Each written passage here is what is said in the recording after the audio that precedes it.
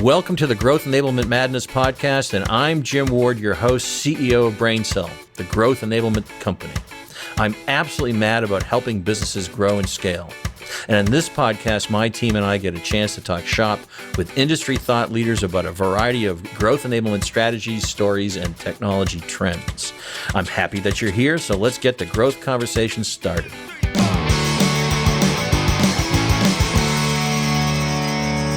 Hi, folks. This is Jim Ward. This is the Growth Enablement Madness podcast. And again, I'm Jim Ward, CEO of BrainSell. I have my co-host today with me, Sarah Reed. Say hi, Sarah. Hi, Sarah. Oh, and our wonderful producer, Brian Anderson. Thank you, Brian, for setting this up. He's got all that energy, everybody. We're gonna knock this one out of the park. We have some wonderful guests today. They are our practice. I said R. So I did hopefully with my Boston accent, you got it. They are our fractional CFO practice managers, and their names are Christi Cereghino and Rachel Durkot. Say hi, ladies. Hi. Hello. How are you all doing? Good. Great. Good to be here. Busy time of the year, isn't it? It's definitely picking up. Yeah. I'm now through spring is going to be madness. So prepared for it. So we're really excited to talk to you so that folks know in our audience and our customer base the things that you do and how you can help them. I think it's really critical in these times.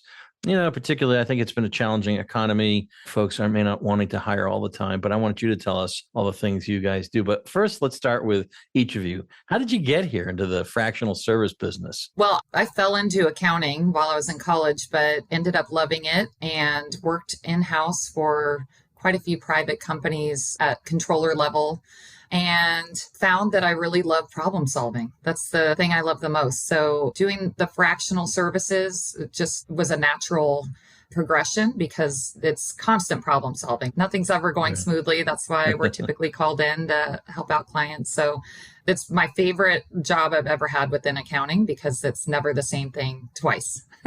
And for those of you on just audio listening to this, that's Christi speaking. I just want to make sure everybody knows the voice differentiation. And Rachel, how'd you get here? Yeah, mine was kind of an untraditional route as well. I've taught in education before this, so I didn't have an accounting background at all. I started with the company sort of in a sales aspect, managing the sales side of things, because as we all know, accountants aren't the best at that. So I kind of took on that role. And then 2 years after I started with the company, at that point, moved more into a management position, overseeing the consulting side of things as well. So luckily, our company believes a lot in training and education. So I've gone through numerous courses, lots of accounting training, learned a lot through just being in the industry. It's been about 7 years now. So yeah, kind of have learned on the job most of it. But we have a great team who are experts in all of the other areas. So well, it's certainly we found this is very helpful to our clients. And why don't we start? We always use the pyramid of communication where we start at the very top of the pyramid and just simply tell me themes of what fractional services are and how they span what we're providing. Yeah, so fractional is exactly what it sounds like. I mean, you can have a myriad of fractions, right? You can have 9/10 or 1/4. A lot of companies need some support, maybe interim, or they don't need full-time support. And so fractional services are a great way to supplement the accounting team with additional resources, but not have to commit to a full-time hire if that doesn't make sense at this point for whatever reason that is. And so some of our clients engage with us on a very low level fractionally. It could be a couple hours here and there as needed if something comes up and they just have a question or something to work through. And then we have others that may need someone full-time or several resources for a while to get something done quickly. So tell me, the various offerings go from very more executive level CFO, and then they go to other fractional services. Can you tell the audience a little bit about the broad spectrum? Our consulting team is made up of CFO down to a staff accounting level consultant and sort of everything in between. Obviously, each role has their different focus in accounting. So the CFO is more strategic. You know, they're taking the numbers and looking into the future. Where do we want to be as a company if we're growing? How are we going to get there? Sort of mindset. The controller levels, they're typically, sometimes they're really in the weeds and sometimes it's more that analysis of the financial statements. statements that the staff accountants are putting together for them. So they're really still in historical financials, but the analysis of that for the CFO. And then our staff accountant, senior accountant level consultants are the ones who are really in the weeds, getting the day-to-day accounting done and making sure that everything is up to date and proper so that the owners, the CEOs can have real-time accurate data to be able to kind of build off of from there. And bookkeeping services too? Yeah, so we consider our staff accountants like bookkeepers. Usually our staff accountants are a little bit more robust than a traditional bookkeeper. They've been in industry a little bit longer, so they're really good in terms of just jumping in. But yeah, it's similar level. So what I'm hearing you say, Rachel, is that we are able to provide these fractional services or at some level full-time if we wanted to for the client if they want not to or they don't want to invest in an actual hire. They pay a fee without having to worry about what benefits and all those things. We take care of that. Is that right? Absolutely. Yeah. It's all hourly. We keep it pretty flexible for our clients. So whether they want to use us kind of as needed as things pop up and just pull us in then, or we can have more of a regular schedule. But yeah, if somebody wants to use somebody on a full-time basis on more of a short-term project, they can ramp up hours at any point. So we try and keep it pretty flexible. We know needs change constantly with clients. Some clients are seasonal too, so they're not really going to need the same amount of time at all times. So yeah, can be a variety of hours needed. You know, one of the things that we've found is that when we're doing, our ERP implementations, oftentimes people forget that not only do they need to do the implementation, but they have to do their daily job. And so now folks are getting more and more interested in having us backfill while they're doing the implementation or assist with the implementation. That's been a very successful thing to have brought to the folks out there. And I think it's greatly appreciated. And it's a very cost-effective way of getting it done more quickly and efficiently. Can you tell me a little bit about what types of businesses or industries that typically benefit from these fractional services? Well, we are industry agnostic, so we will work on any industry. We have consultants available that have expertise in various industries. It's impossible for one person to be an expert at everything. So for instance, we've worked with nonprofits, manufacturing, healthcare, even cannabis, which I think a lot of companies won't touch. We've done cannabis accounting. Hey, don't look at me. It's I didn't touch legal. it. It's I thought that was your side Right, it's business. legal, Christi. It's I mean, but legal. I thought she gave me the Irish wink. She went, Yeah. So, I mean, there's not much that we haven't touched on within industries. I will say the only clarifying thing I want to mention is that we aren't a CPA firm, so we can't do your taxes or audit for you. We can help with the preparation of those documents, but the only thing we don't really do for a company is sign off on an audit or their taxes for them. yeah, that's important, Rachel, for folks to know, not a CPA firm. But let me ask you this. How do clients, banks, and CPA firms feel about working with our fractional resources rather than a full-time resource? We work with them very closely. They usually love bringing us in for help on their clients. CPAs, they have independence laws. So if they're doing an audit for a company, they can't be the ones doing all of the prep work for them too. So they have to bring in resources if a company doesn't have a lot of internal bandwidth on their team. So they'll kind of pull us in. A lot of our consultants are past auditors as well, and they have their CPA. So they know what the CPA firms are going to be looking for on the financials, and they won't have to make a bunch of corrections or keep sending stuff back to the client for changes. And then on the banking side of things too, a lot of times bankers will have to deny a client or a prospective client a loan if they're looking for a line of credit, and it might be due to their financials. So they'll pull us in to kind of clean things up, make it look a little bit more pretty for them, and then they can not have to always turn away prospective clients in that area too. We help with compliance issues on their current lines of credits. So usually it's a really good working relationship with our clients' already existing partners. That's great. My next question is a two-part question, so I hope you remember all the parts and see if I can pull it off. I'm going to write it down. Yeah, I'm having to stare at it right now a little bit because I like to know, for the audience's sake, what are the skills and experiences these fractional service providers bring to the table? But also, what are some of the common tasks or projects that they're well suited for when they come to the table? So when hiring consultants, it's a very particular skill set, right? I mean, typically accountants aren't known for being the most outgoing and personality driven and kind of heads down. You've never heard that before, right? No. But consultants, we have to be on the fractional side, we have to be very delicate with our clients and have to be able to read the room and understand what's happening. Sometimes we come in and people are not happy, where the existing staff may feel uncomfortable or that they're being judged. And so we make sure to hire people that are not only very technically sound, we do a technical interview, ask them very specific technical questions, but on top of that, have a personality that our engagements, they're going to be happy to see us coming. They're not going to be saying, oh, Christy's coming again, and today is going to be a real drag. Look, Christy, that couldn't be a drag. Pushing, yeah. So, I mean, we are very selective with who is on our team, and they have to be both have a great personality to interact with clients, where it's very much a role where you want to get the team's buy-in that you're there to help them. You're not there to come in and just kind of a bull in a china shop and rip everything up and restart, but we are there actually to help you move things along. And at the end of the day, your life is easier. Not threatening their jobs, not threatening any of that stuff.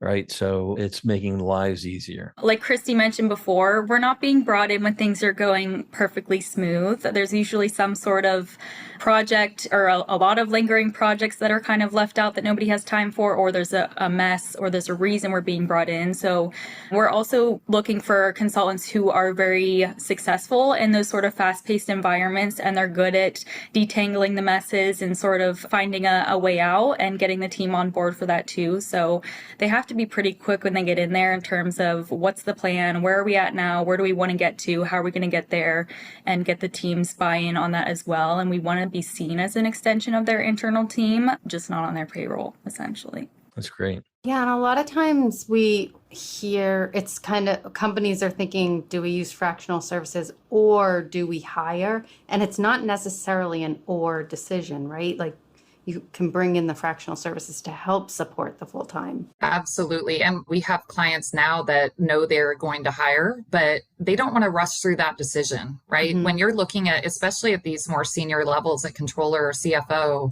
you don't want to pull the trigger because there's an empty seat and make a bad choice. We come in a lot after bad controllers or CFOs as well, where we're cleaning up the messes. So we give the clients that ability to take their time in that hiring decision and really make good choices. And we even offer, if clients would like, since we technically interview so well for our own team, we even offer, if you want us to technically vet whoever you're thinking about hiring.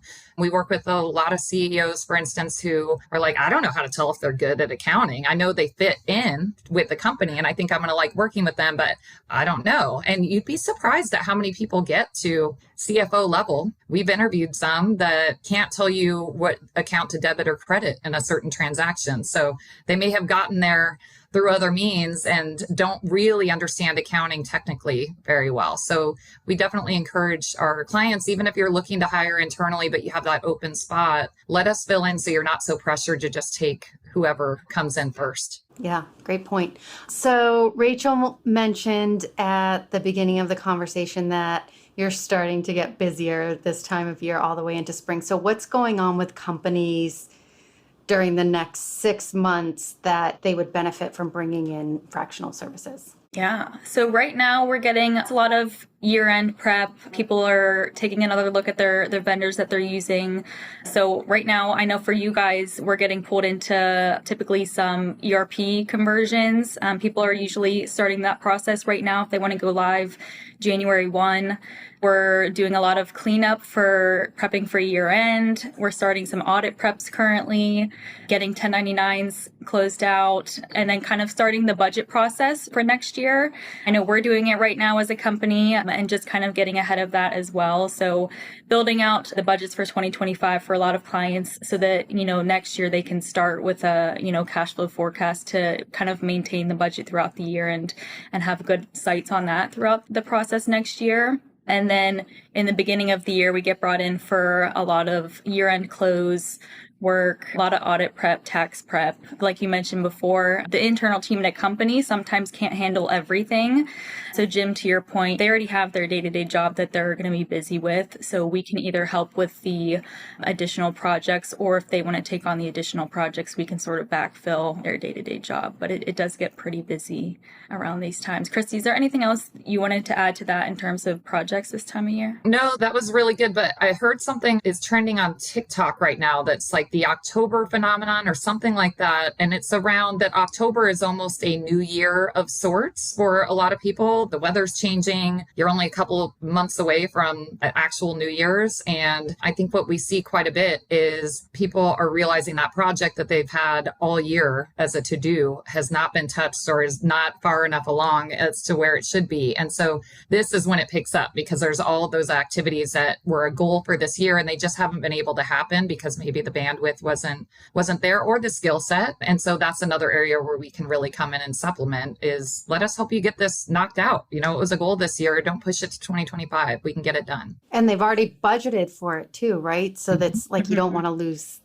that budget. Absolutely. I just want to add to that. You know, there are a lot of young firms today, or even older firms who are smaller, who've never really done the budgeting exercise. And it is so crucial to understand how you're performing against budget. And this is a great opportunity to both learn how to get a budget done, either implement or train folks internally, but being able to have a budget done by your fractional service and then having the team be able to consistently measure against. So I say that because I was in a business years ago that ran with no budget. And so it's like shooting in the dark is what it is, right? So very important. I'm sorry I interrupted you, Sarah. You were having some other questions. No. You didn't interrupt me at all. She's so much nicer to me. I see her hair. Right, when it's recording. I do want to stay with the budgets too. We have seen that with clients where they haven't done one. And you're right. How do you know if you're doing well or not? What were your goals for next year? You know, and the nice thing about having a fractional support on that too is you can get someone that's from that industry that can tell you, are your margins what they should be? What KPIs should about help you think through like what should be some of your strategic planning for next year and how to budget for that. Or I had a client once call their budget kind of a decision engine, right? Can I hire someone? When can I hire them? At what point does it make sense? If you don't know that and you don't know how it's going to impact your bottom line or the business, it's really hard to make those decisions. So budgeting is huge and we love to do them because it's that kind of visionary piece of the fractional. Yeah, you get a sense of whether you're in the tank or not in the tank too, right? Right. So speaking of that, when we work with clients, we have this whiteboarding exercise that you take them through. Can you talk a little bit about why we do that and what that is? This is really good, by the way, audience. If you're listening, hopefully you're listening to this, please just pay special attention. Dad, are you listening? No. Yeah, so that's sort of the first step in our process with a prospective client. And it's for both us and the client. Honestly, it helps us a lot in terms of getting familiar with the company and what the goals are, what the current challenges are. But so essentially we'll hop on and we kind of go in 4 sections. We'll get the background of the company. What got you guys to where you're at currently? What are some potential upcoming opportunities that you guys are focused on, either in the next couple weeks, next couple months, couple years? What can we help you guys prep for that's going to come up down the line? And then we'll go into challenges. What are the current challenges within the company? Obviously with a focus on accounting, but sometimes we get pulled into other areas of the business as well that we can either help to connect them on, or, we might have some best practices in. But what are you guys struggling with in terms of accounting and finance? What are you not getting, or what are you getting late? And we'll dive into a lot of those types of things. And then the last column that we have is based on solutions. So what can we provide to you guys to combat every single challenge that's on the board? We always try and have a solution, or at least one solution for every challenge that they're facing right now. And we typically do. I mean, we're pretty flexible to a lot of the clients, but I think visualizing it and them seeing it and having us up on the board, writing things out for them, it really helps them see the significance of what they have going on and, how important it is to kind of tackle some of these items. Usually by the end of those meetings, we'll have like 8 to 10 things on the solutions list, and it does look a little bit daunting sometimes, but with our approach to it, and us being as flexible as we are, we can tackle it all at once if they want us to and just throw all our resources at it, or we can kind of take it one step at a time. Let's start with the highest priority item. You can feel us out from there and then sort of kind of move down the list as it makes sense for them, depending on their budget or how much time they have for certain items. But it's a very effective process. It really is. And I think sometimes we're asking about things that they may not have thought of as well, that we've seen typically. And when we were talking about opportunities, that reminded me, I wanted to point out that a lot of times we're dealing with companies that are planning an exit at some point in the future. And that could be short term, or it could be 5 years down the road. But really, those are the things that we can also help with, because we have been through I have a client right now that is selling on the 1st of November. So we are very familiar with those types of transactions, but also what your books need to look like and what makes you a more attractive company should you want to, if you're looking to sell. Or those are things that you don't want to plan an exit the moment you get the first random solicited for, right? You should be thinking about that ahead of time. And that's the type of consulting service that we can also provide, having people with experience through those. Right. Do you help the companies with EBITDA and add backs to get a sense of if they're dealing with multiple of EBITDA? Yep, absolutely. We can also find out what we're hearing around similar industries and what we're seeing as multiples. And a big thing that a lot of companies don't realize is you really want to get good SOPs in place when you're going to do an exit, because it makes you so much more attractive. Whoever purchases the business wants to know that it's a well-oiled machine and it's running smoothly, and that they're not just kind of flying by the seat of their pants month to month operationally. And so those are things that we've helped with, as well as just helping to get some kind of standard operating procedures in place and written and documented for the accounting team. Yeah, that's huge. Having a repeatable process and standard operating procedures, that's what folks want to buy as a turnkey element of the business. That's awesome. Sarah, I didn't want to interrupt you. Yeah, I have one more question and then I'll give it back to you. So I'm in marketing, but anytime I have something that I want to try, and really within any department, you always hear from, especially finance, well, what's the ROI on that? So how do you measure the success and the ROI of the fractional services that we're providing to clients? You want to take that one, Rachel, or me? You can take that one. So we are big on deliverables to a client. Obviously, if they're getting a bill for fractional services, they don't want to have nothing in hand for that. So that solutions column that Rachel was talking about previously, those are the things that we are looking to deliver at the end of the engagement.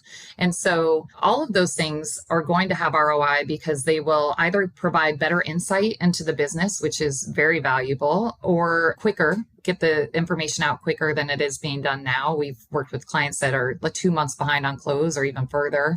So getting them caught up and current. And then also efficiencies. Where are there things that maybe take 10 hours that should take 2 hours? And how can we help implement a process to move those along faster? We get a lot of referrals from clients because they see the ROI that comes out of it, and they know another business that's struggling. And so, there is definitely I don't know if that we calculate in dollars at the end of an engagement necessarily, but we do kind of a wrap up additional whiteboard session to say, here's where you thought you were at prior. How do you feel where you're at now? And wrap it up and be able to discuss if maybe there's additional work that needs to be done. Maybe there's a new problem that came up that can be tackled, or maybe they get to walk away feeling like they're in a better situation than they were before we came in. Yeah, great. How much is that whiteboarding session? It's free. Mind blown.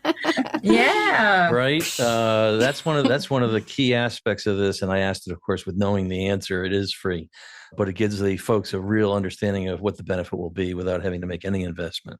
So we'll make sure you all have information on how to get that to the audience. And if any audience members are interested in going through this, which I think you should anyways, it's really helpful to have it and understand the benefits. The other thing that we're doing too is we have a more formal blueprinting program that we offer in all parts of our software business.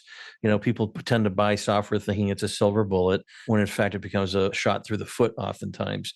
So it's preparation first, people and process, and then we apply the technology in. So Christi and Rachel, Christi, I don't know why I said Christi, but it's a good name for Halloween, Christi.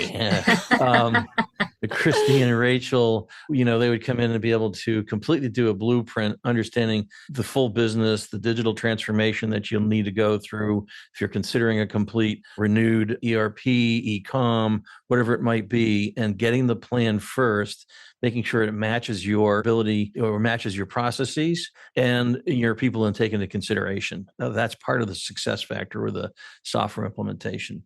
So that is a paid for effort. That's more of a bigger consultative effort. The whiteboarding is no charge for you to gain the true understanding of the value.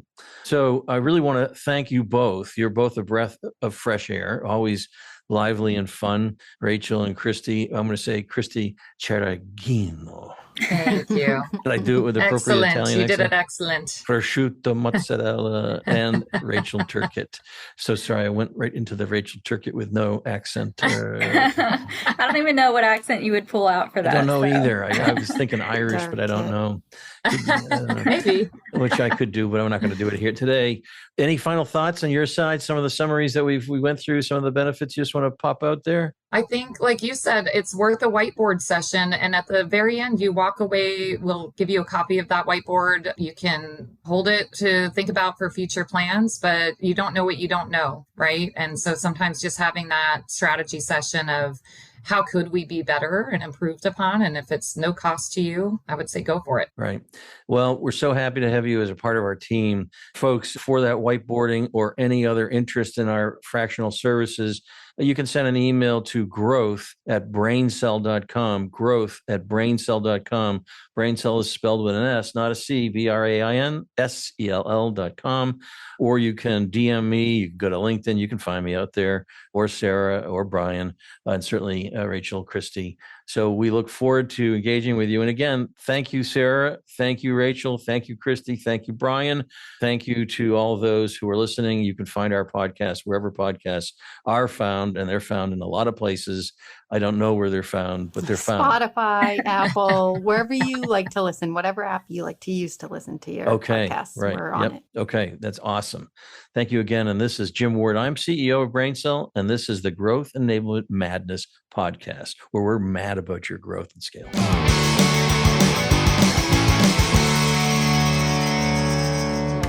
Thank you for listening to this episode of Growth Enablement Madness podcast. I also want to thank Divinio Podcast for this episode's production and distribution. Finally, thank you to Sam Ward for our musical introduction and outro. Be sure to check out all of our episodes wherever you listen to your podcasts, including Spotify, Apple Podcasts, Google Podcasts, and more. New episodes are available monthly and cover all important topics for growing and scaling your business. Until next time, this is Jim Ward signing off. Let's grow.